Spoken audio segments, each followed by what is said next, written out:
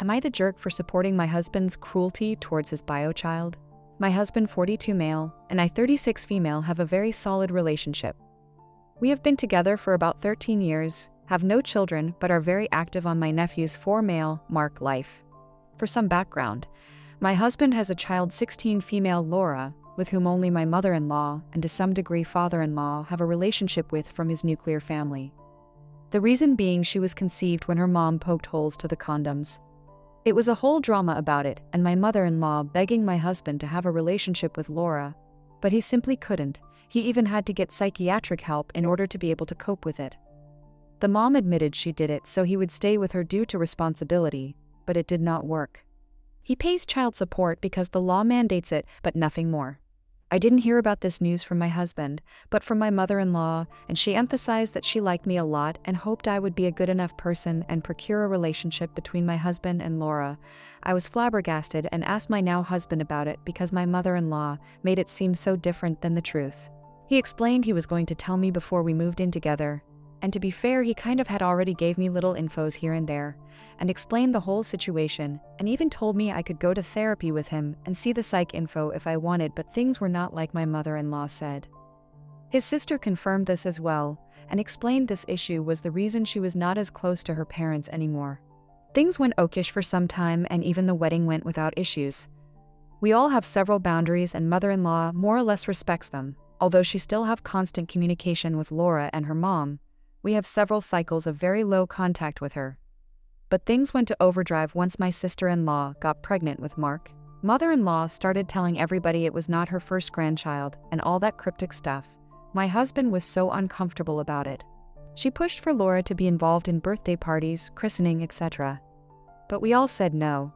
She also invited both of them to her birthday party a couple times, and we simply did not attend. Now the new issue is that Laura has been so sad for not having the bio dad in her life. My husband said no and left immediately. I stayed while grabbing our stuff since I had brought food, and told her it was not going to happen. According to my mother-in-law, Laura just wants to know my husband since he is her real dad, and despite being okay with her stepdad, it's not the same. She said she will give her our address and contact info because she is desperate for a connection. I told her I would call the police on all of them. I said my sister-in-law will be very upset with her when she hears of this, and to not be surprised to get less access to Mark. Mother-in-law called my husband cruel and me a bad person for encouraging his cruelty towards an innocent child. I told her I understand Laura is innocent, but she most likely would not be asking the same if it was a woman who conceived in the same circumstances. Edit. I thank you all for your opinions, even if you say we are monsters or cruel. I'm trying to keep up, but I think I need to clarify some things. I asked him I the jerk not because I want to betray my husband, but because I stand by him no matter what. The condom did not break, and he was very into safe sex. She assured him she was on the pill, but he wanted to be safer by using condoms. Yes, she admitted to poking holes when he asked her if she would consider an abortion, and if not, if they could co-parent because he really didn't want a relationship anymore. She admitted to it. Mother-in-law knows all of this. She is not in jail because mother-in-law begged my husband to not report it, and he just wanted it all over. My father-in-law is like Switzerland now. At the beginning he was up in arms until my sister-in-law asked him if he would feel the same if it happened to her. Mother-in-law is on thin ice with sister-in-law since she introduced Mark to Laura on a zoo outing without consulting sister-in-law first. Mother-in-law is not allowed alone time with Mark anymore. He has to pay child support until Laura is 18 or done with education in the country we live. He already made sure to make a will leaving her the minimum allowed by law since you can't disinherit children in the country, but you can leave them the least amount. Mother-in-law is very distraught at this since he had me and Mark as main beneficiaries. Husband does not want to meet Laura, give her a letter, etc. I am not going to make him do that. I do believe my mother-in-law is pushing harder since Mark was born because my husband is amazing with him. We even took him on a trip recently, and we are very loving towards him. We also spend a bunch on him because we own our place, but it's all in my name for obvious reasons. I don't know if Laura knows, but I would never tell her because it is not my place, and despite everything I think it is horrible to learn and worse from someone you don't even know. Update. I want to thank everybody that took the time to reply even if it was against us. You gave us the push we needed to clear the situation. I am sorry this is long. I showed my husband the post, and after spending a long time reading the comments he decided enough was enough. Yesterday morning, he texted my sister-in-law and mother-in-law telling them he would like to meet and have this over with. Mother-in-law said we could do it in the afternoon, and that Laura was coming too. We all said okay. My sister-in-law and brother-in-law met us at the door because they didn't want to go in before us.